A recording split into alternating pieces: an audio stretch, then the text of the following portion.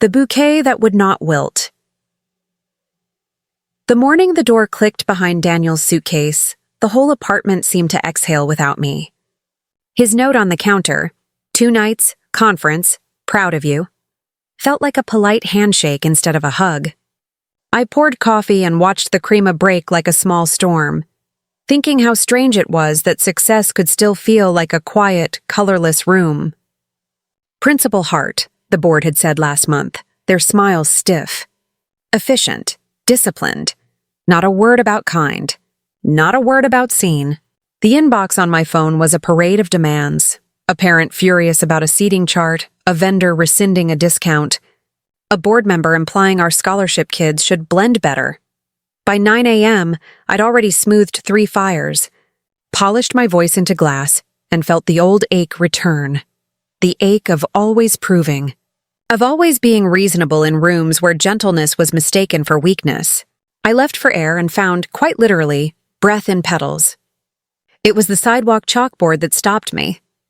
Lavender for grace, peonies for apology, dahlias for dignity. A tiny flower shop. A bell that chimed like a laugh, and the scent. Lord, the scent, like a hymn that remembered the words I'd forgotten. Behind the counter, a woman was coaxing a reluctant rose to open in warm water. She looked up as if she'd known I'd be there. Her hair was a tumble of black curls. A small scar at her brow made her beauty look lived in, not decorative. "Welcome," she said, and her voice was sunlight. "I'm Saphia. Take your time. Everything that deserves to bloom does, just not always on command." I wanted to answer with something graceful, but what fell out was the truth. "I run a school. Lately I feel like I run out of myself." She cocked her head. "Then let the flowers breathe for you for a minute." She guided me to a table of stems and stories. "Tulips," she said, laying out a vanishing sunset of orange. "Desire, yes, but also hope that bends and doesn't break." She wasn't flirting. She was teaching me a language that didn't require apology to be understood. A customer barged in, loud with entitlement, jabbing a finger at the sign. "You still doing discounts for those neighborhood kids?" He said kids like it was litter. "Pull that off my invoice," he added. "I'm not paying for politics." Something in me tightened. Old battles. New day. Before I could speak, Saphia did. "Calm as wind over wheat. We don't remove support from students to make room for comfort," she said. "You're welcome to shop elsewhere." He blustered, muttered about reviews, left in a squeal of indignation. I waited for regret to cross her face. It didn't. She turned back to the rose, patient as a promise, then glanced at me. "Dignity," she said, as if defining a word I'd once known. "It's good for business." I bought a bouquet I couldn't name, and as she wrapped it, she added 1 sprig of lavender I hadn't paid for. "Grace," she said, "on the house." When I stepped back onto the street, the world had not changed. But I had a map in my hands, and it smelled like courage. Ending hook. I thought I'd only bought flowers, but what happened next changed everything. Rumors, rudeness, and a ribbon of light. The rumor reached me before the bell did. A parent in the pickup line had said our scholarship program invited trouble, a phrase that rolled off her tongue like perfume and poison. By homeroom, the board chair had replied, all with a reminder that optics matter, as if justice should be staged only when photographed from the correct angle. By noon, a donor who liked his name engraved on brass plates threatened to pull his pledge unless we rebalanced admissions toward families invested in the school's culture, a sentence that meant precisely what it sounded like and wore a tuxedo of manners to disguise it. I felt the old fight rising in me, that ache behind the sternum that said speak, and the other ache that said survive, and I was so tired of being a mouth that had to choose. At lunch, I walked to the flower shop like a person swims toward shore. Not because the shore will fix the sea, but because the body needs something solid to stand on before it drowns.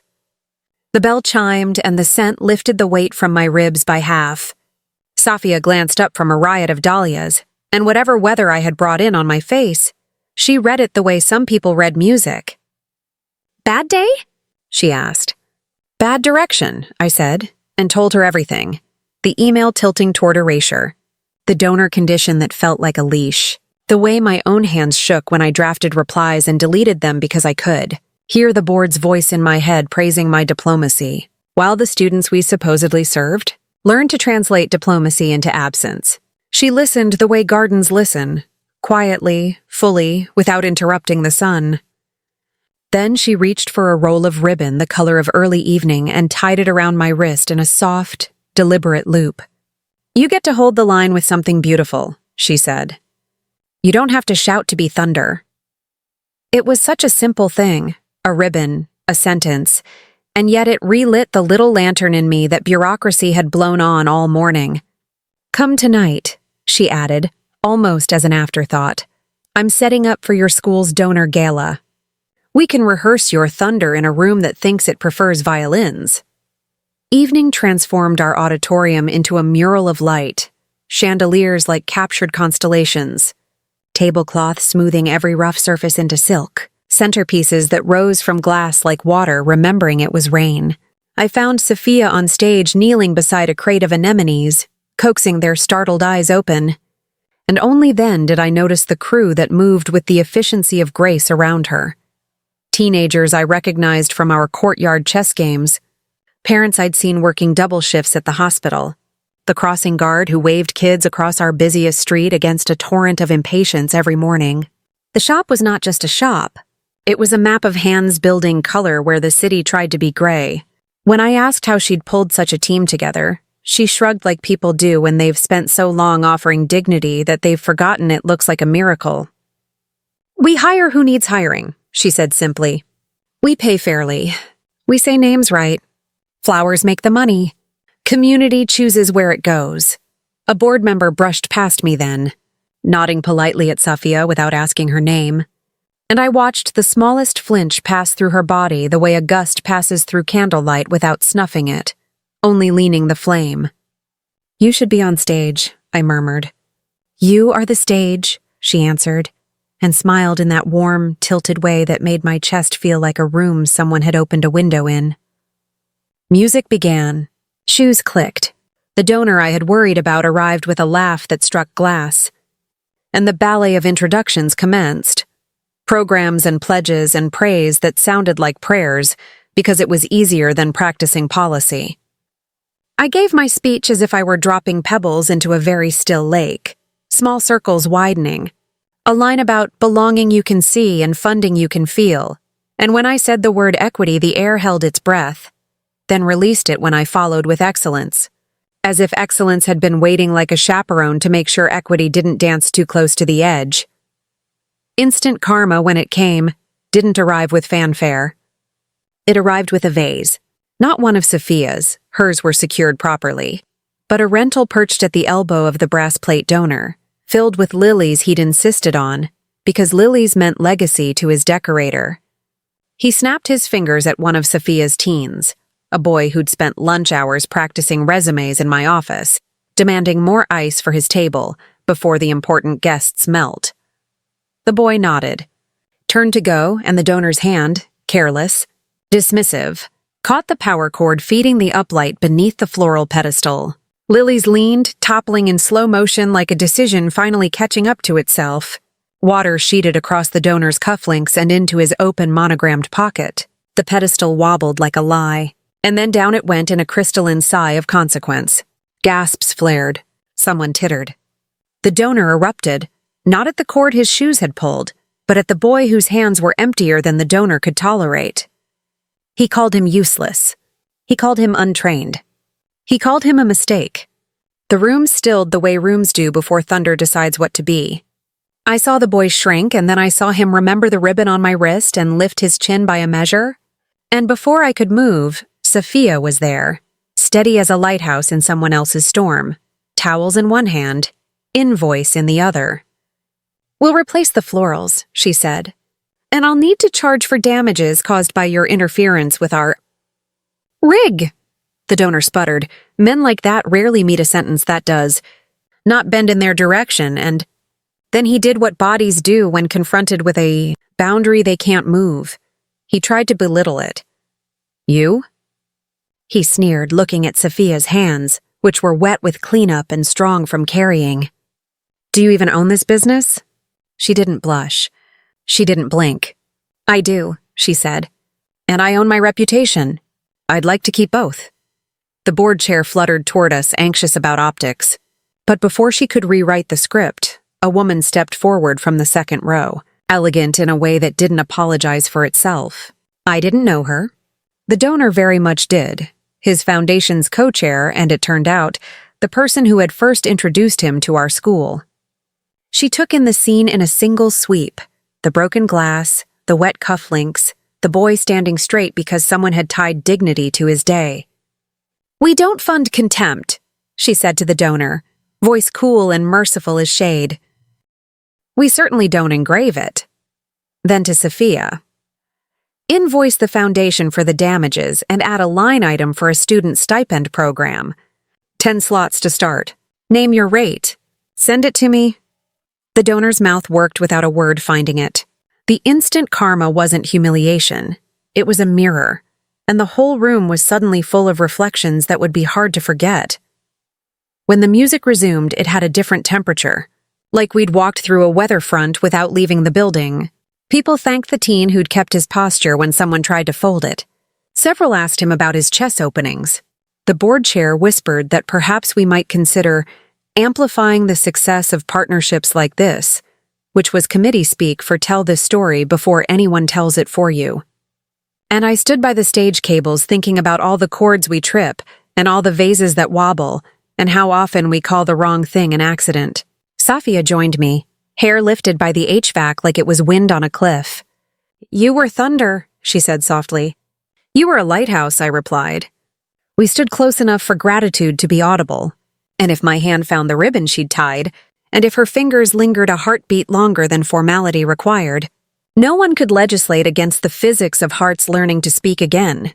Later, while her crew reset the florals, I followed her backstage where the noise dimmed and the scent intensified.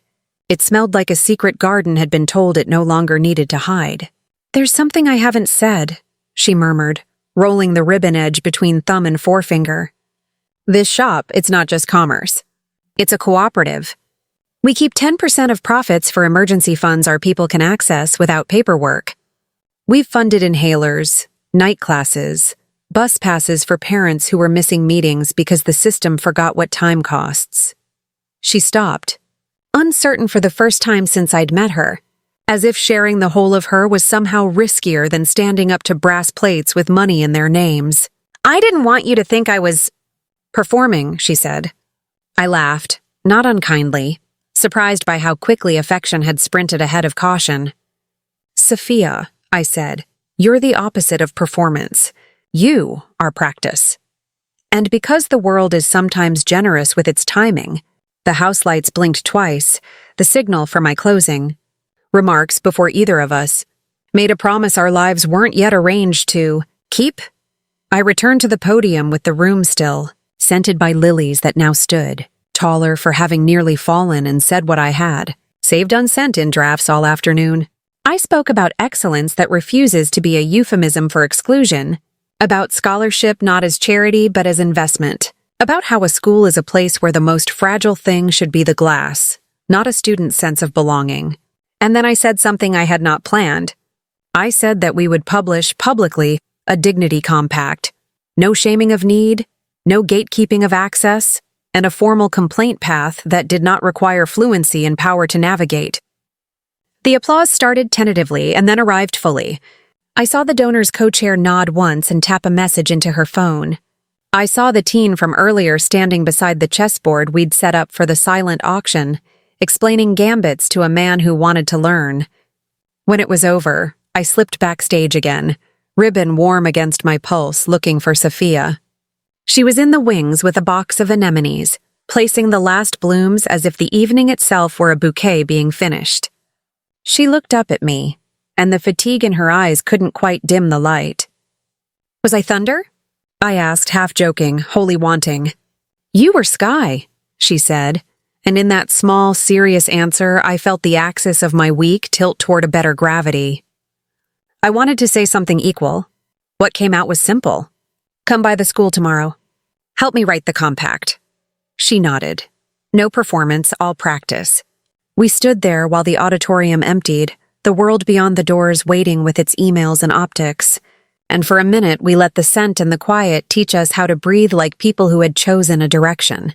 I didn't know then that the morning would arrive with a headline, a complaint, and a demand that would force me to stand in front of a microphone with everything to lose.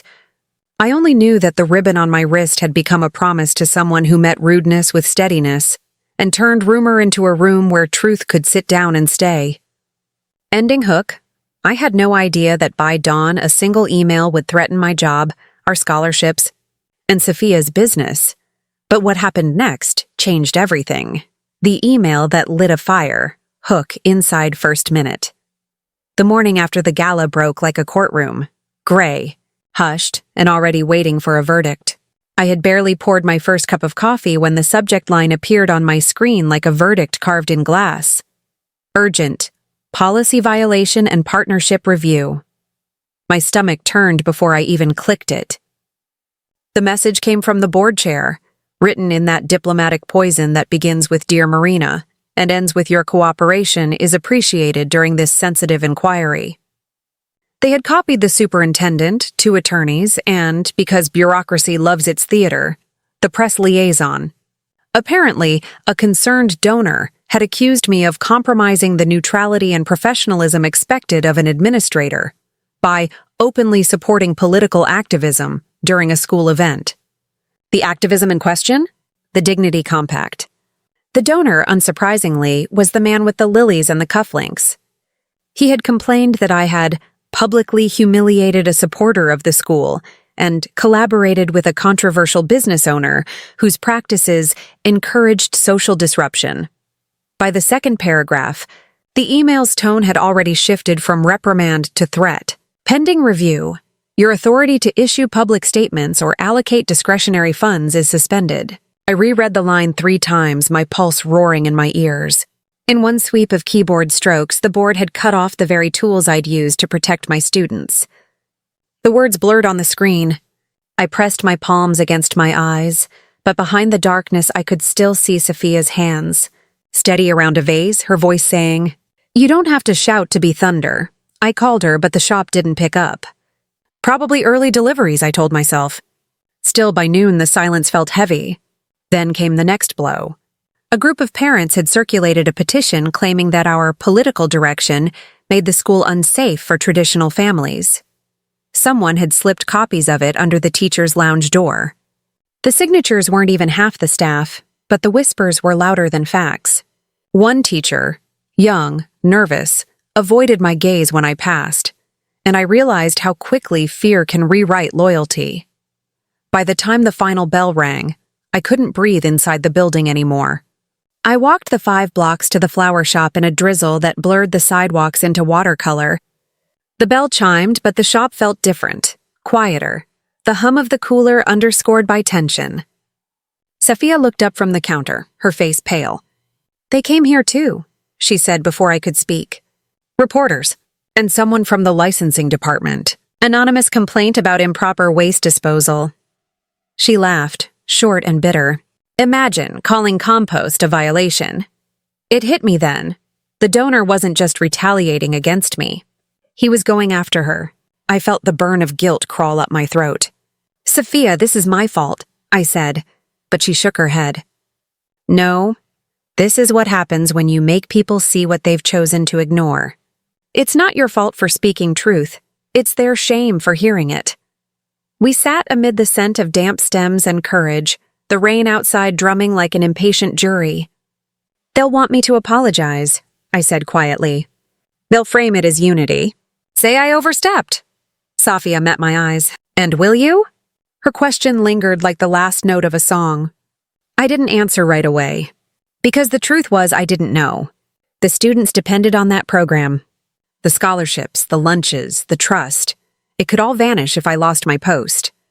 But what would it mean to keep it by surrendering everything that made it matter? That night I drafted 2 letters. One, a polished statement of regret, careful and sterile enough to pass review.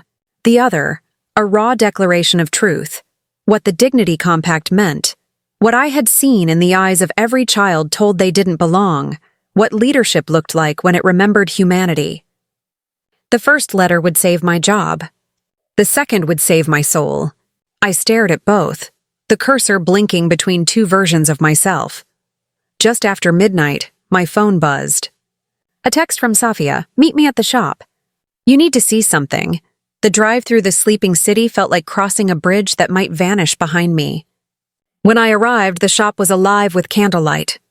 Every table held an arrangement, but not of flowers. For once, she'd used paper, letters, notes, envelopes sealed with wax or folded into shapes. "What is this?" I whispered. Saphia smiled softly. After the gala, that boy, the one the donor humiliated, started something. He posted online about what happened. People responded. Students, parents, strangers. They sent letters here because the school's inbox was locked down. These, she gestured to the paper blooms, are all messages of support. For you, for the compact, for us. I moved among them like someone walking through proof that hope still existed. Messages from alumni, from single mothers, from other principals too afraid to speak, but grateful someone had. Every petal carried ink that said, "Keep going." Saphia reached into her apron and pulled out one more envelope. "This one just arrived," she said.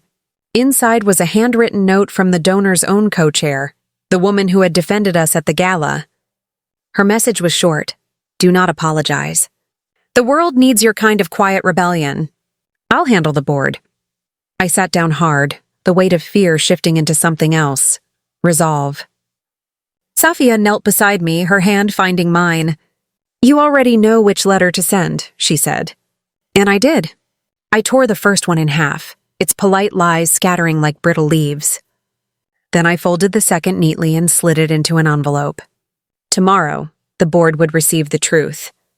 When I looked at Saphia, candlelight flickered across her face, and for the first time in months, I felt something that wasn't dread. It was peace, fragile but real. "You could lose everything," she warned softly. "Maybe," I said, "but maybe that's how something better begins." As we sat together, surrounded by letters that looked like flowers and courage that smelled like rain, I realized this fight wasn't about survival anymore. It was about respect, the kind that blooms even in storms. Ending hook. I didn't know it then, but the morning after that letter was sent, the story would explode across the city, and neither of our lives would ever be the same again. The firestorm in the garden, the storm didn't arrive quietly. It came with flashing inboxes, camera lenses, and the hollow thud of headlines written by people who had never set foot in my school. By sunrise, my statement had traveled faster than any rumor ever could. Principal refuses to apologize for equality speech. Some outlets called me a hero. Others called me reckless. By mid-morning, the school parking lot looked like a film set. Reporters lined the gates, their microphones pointed like spears, their smiles thin and hungry. Teachers slipped in through the side entrance with eyes wide and voices low. Parents gathered at the sidewalk, arguing about words they hadn't read. I stood in my office watching the rain streak down the glass, trying to remember how to breathe. The board called an emergency meeting. Crisis management, they said. Damage control. They wanted me silent, suspended, invisible until the fury passed. But silence was how the rot had spread in the first place. So I walked into the meeting room where 12 faces waited, some tight with anger, others hollow with fear, and placed my phone on the table. "Before we talk about optics," I said, "I'd like you to hear what our students are saying." I pressed play. The speakers filled with trembling voices, children reading parts of the Dignity Compact aloud, their tones proud and unsure all at once. We have the right to be treated with respect, even when our shoes aren't new.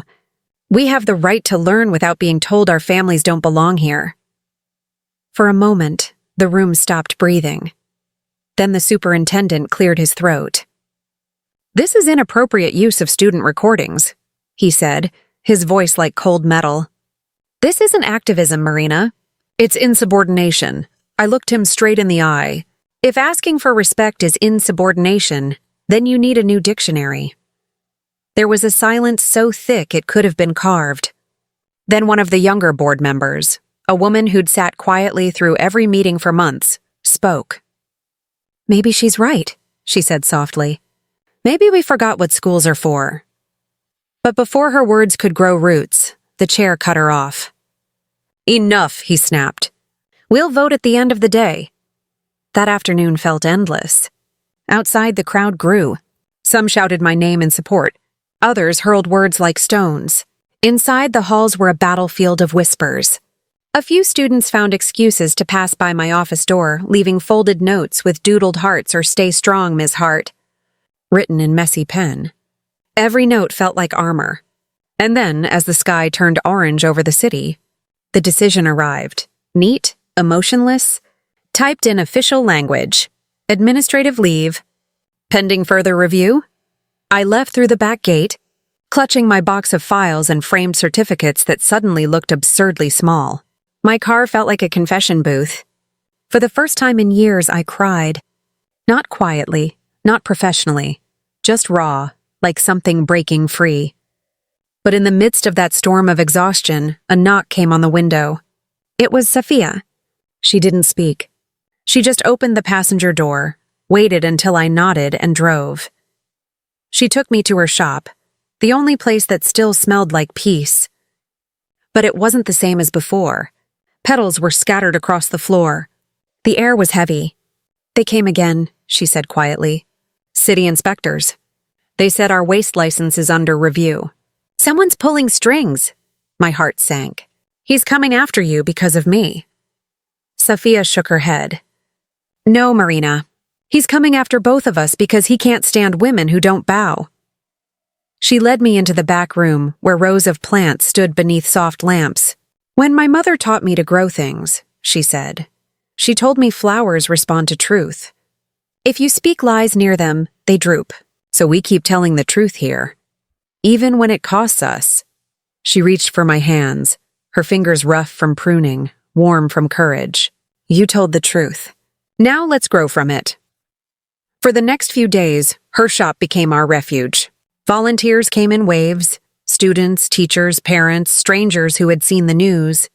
They brought donations, baked goods, and stories. Sophia's team turned every gesture into action. Bouquets delivered to hospitals, care boxes for single parents, free classes for anyone who wanted to learn flower arranging as therapy. The shop had become a movement. They called it the Garden of Dignity, but not everyone saw it that way. A group of angry parents began protesting outside the gates, shouting that we were corrupting their children with agenda-driven values. One afternoon, while Saphia was teaching a class of kids how to weave flower crowns, a stone shattered the front window. The children screamed. Glass rained across the floor.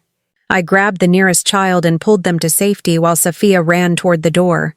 Outside, 2 men were already running away, their voices fading into traffic. We stood there in the wreckage, heartbeats echoing louder than the sirens that never came. Sophia's hands were bleeding from the glass, but she didn't flinch. "We'll replace it," she said. "They can break windows, not roots."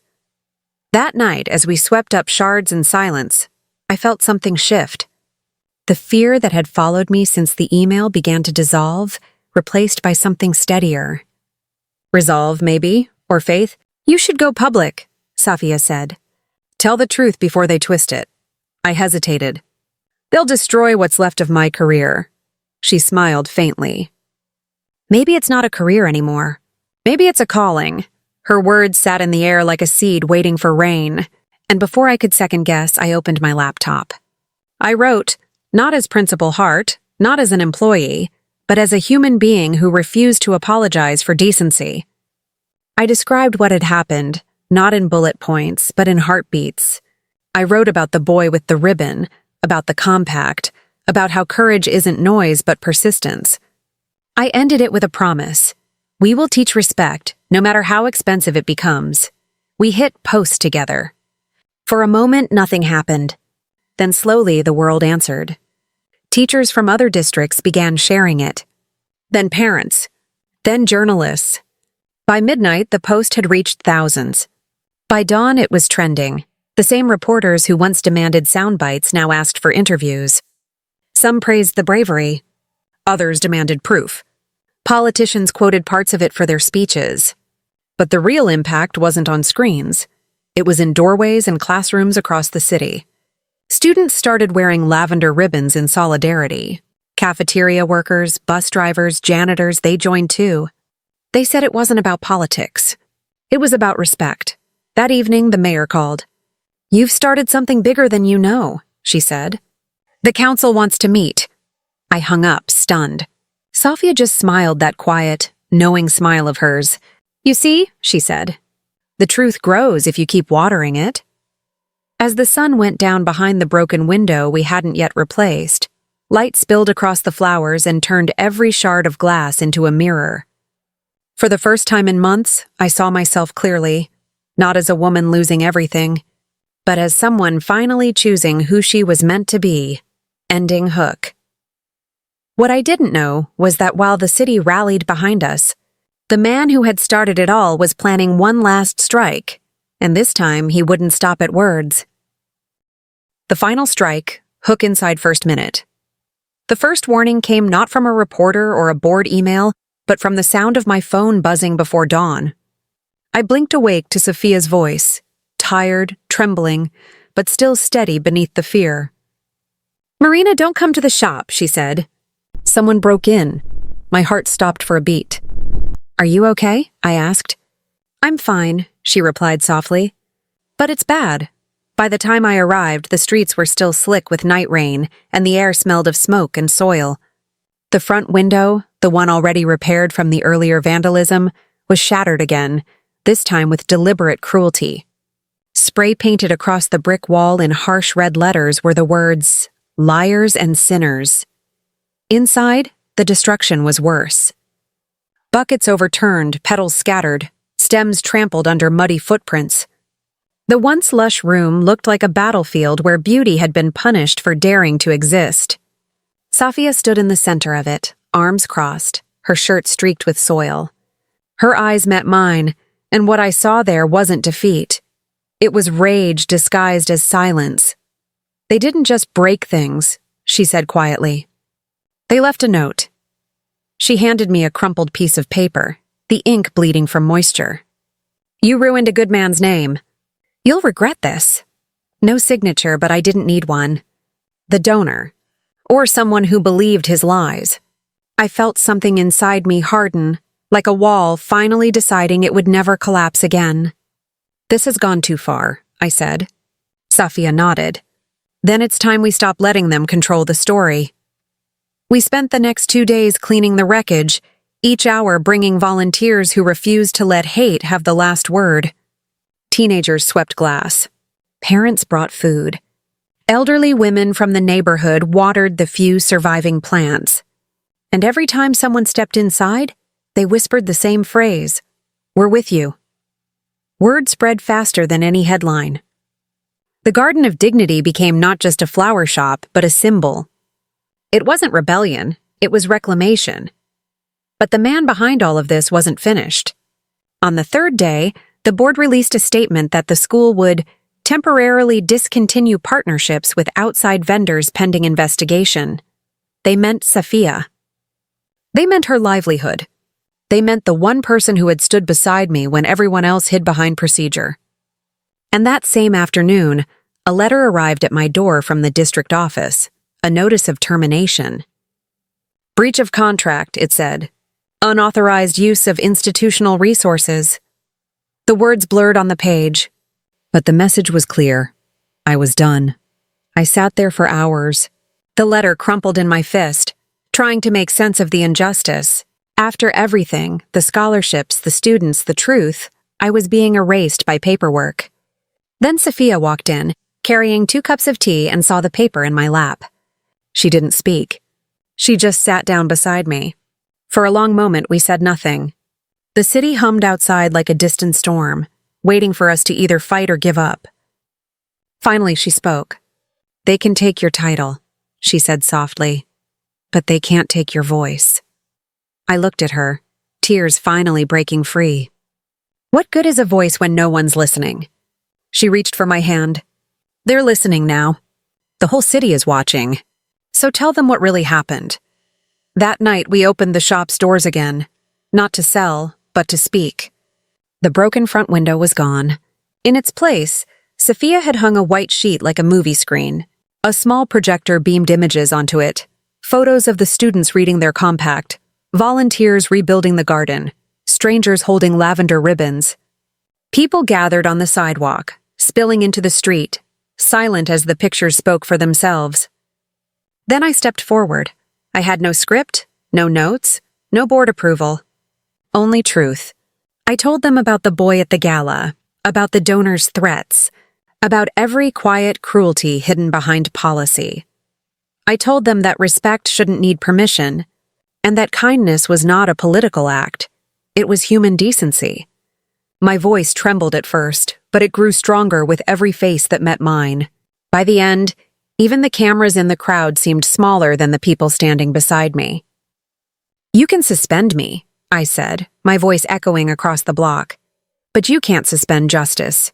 You can fire a principal, but you can't fire compassion. Because compassion doesn't belong to one person. It belongs to all of us." The applause began slowly, like rain tapping on a window, then swelled until it drowned out the city noise. People cheered, cried, held hands. For the first time since this began, I felt the fear lift, not because we had won, but because we were no longer afraid to lose. The next morning, the news channels replayed the entire speech. Hashtags filled social media. Parents began calling the district demanding my reinstatement. Other schools adopted their own dignity compacts. What had started as punishment had turned into a movement too big to silence. But the man who had started it all, the donor, finally showed his face. During a televised interview, he tried to rewrite history. "I was defending standards," he said. "I believe in fairness." But his arrogance slipped when a journalist asked about the vandalism. "Are you suggesting I had something to do with that?" He snapped. His tone betrayed him. By nightfall, new witnesses came forward. His driver, his assistant, confirming that he had ordered someone to make an example of the florist. The next day, the police arrived at his office with a warrant. When the news broke, Sophia and I watched from the shop silent. She didn't smile. Neither did I. Justice wasn't joy, it was relief. A long, exhausted exhale. "You did this," she said softly. I shook my head. "We did. The district rescinded my termination a week later. They offered to reinstate me immediately, to repair public trust. But I wasn't sure I wanted to return. Something in me had changed. The old version of my life, the polite meetings, the measured tones, no longer fit the woman who had stood in the street and told the truth without trembling. "You could rebuild the school the way you always dreamed," Sophia said one night as we sat among the surviving flowers. "Or," she added, her voice gentle, "you could start something new." The words lingered like music. I thought of the children learning self-worth in her shop, of the parents who had found courage, of the teachers who now whispered about forming their own coalitions for justice. The Garden of Dignity had become more than a business. It was a classroom, a refuge, a revolution blooming one petal at a time. A few weeks later, the mayor invited us to City Hall.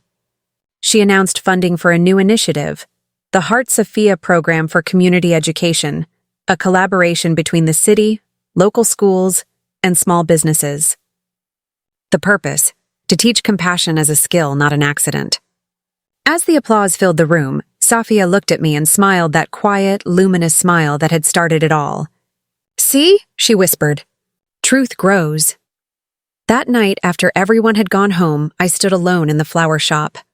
The air was heavy with jasmine, the lights dim, the walls patched and painted fresh.